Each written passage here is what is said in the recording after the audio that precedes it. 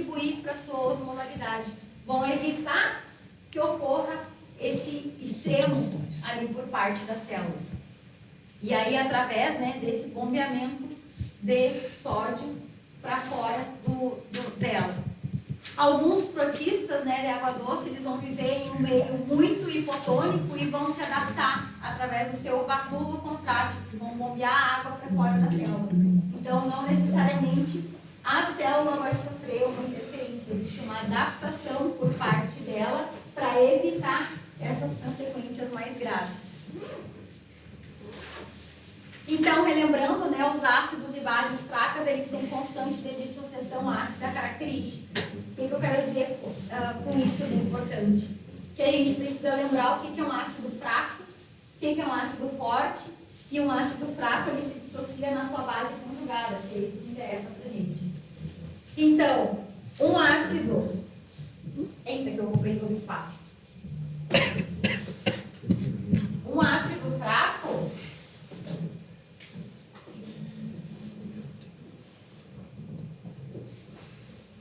vai se dissociar no seu ácido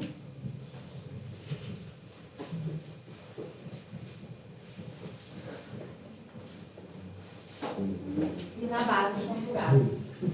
Um ácido fraco ele vai se dissociar no seu ácido, normalmente no íon hidrogênio e na sua base conjugada. Eu escrevi isso aqui para relembrar.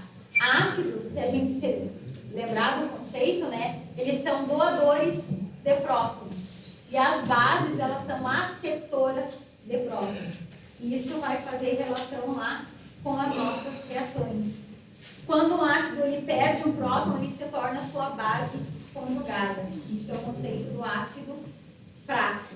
Aonde nós vamos visualizar isso dentro dos organismos? Antes de chegar lá, eu dei exemplos. Essa perda, essa dissociação, ela pode ser de um próton, de 2 prótons ou de 3 prótons. Então, se a gente estiver falando de um próton, por exemplo, aqui, ó, o ácido acético, ele vai se dissociar na sua base conjugada. O íon hidrogênio e aí a sua base conjugada. A mesma coisa aqui, ele perdeu um hidrogênio só, um próton só. A mesma coisa aqui, o exemplo do íon amônio, que é o nosso ácido fraco, que se dissocia na sua base conjugada. O íon H+, e a base conjugada. Os dipróticos, eles têm a capacidade de perder 2 prótons. Então, nós temos, né, esses exemplos de aminoácidos ou do ácido carbônico. Esse aqui é o ácido fraco principal que vai estar circulante nos animais na forma de transporte através do gás carbônico, que não é solúvel, lembra? E aí, então, ele vai ser dissociado na sua base conjugada. O íon H+, e o bicarbonato. Mas tem um outro próton aqui que pode se dissociar. E aí ele consegue ainda liberar na forma de monóxido de carbono e o H+. E ainda, né, se for triprótico, ele consegue perder 3 desses íons. Para um determinado ácido fraco, então, existe, né, o valor de pK. O que isso significa? Que é quando essa constante, que é uma constante, vai se dar quando a concentração do ácido fraco ela for igual à da sua base conjugada. Tudo isso está escrito aqui. Então, o valor do pH, onde a concentração do ácido é exatamente igual à concentração da sua base conjugada, e vai ser o valor do pH onde está a máxima capacidade de tamponamento. Então, o que a gente consegue visualizar nessa figurinha aqui, ó?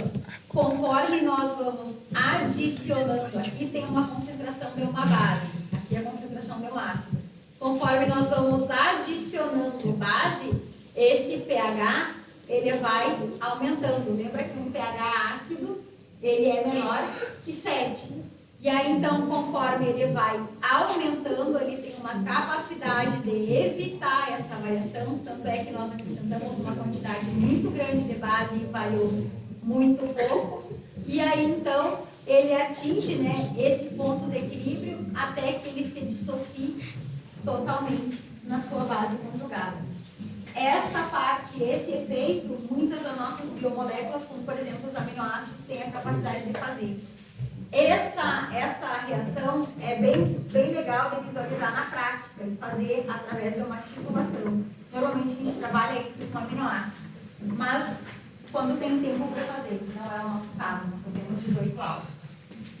Então, né, além de solvente, a água ela vai participar de algumas reações que incluem reações eletrólise, ou seja, vai ser catalisadas por enzimas do tipo hidrolase, por quebra, reações de condensação e de óxido-redução. Então, essas reações, lá da química, a gente segue falando. Exemplo desses locais que vão ocorrer essas reações, quebra da molécula do carboidrato glicose, reações de fotossíntese e ainda, né, conversão do CO2 em gás carbônico. A água ela vai manter a temperatura dos organismos constante por possuir, né, um alto valor de calor específico. Então, ela vai atuar como um tampão térmico, evitar essa variação. O alto grau de coesão das moléculas de água vai ser utilizado pelas plantas para transportar os nutrientes desde as raízes até as folhas.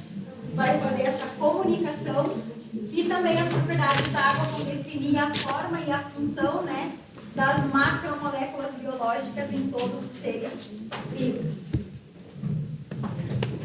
Alguma dúvida? Querem que eu repita alguma coisa?